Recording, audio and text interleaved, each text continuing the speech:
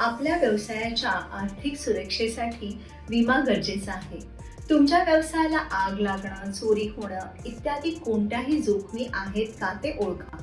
वेगवेगळ्या प्रकारच्या व्यावसायिक विमा पॉलिसीज आहेत, त्यांचा अभ्यास करा आणि तुमच्या गरजेनुसार योग्य विमा घ्या.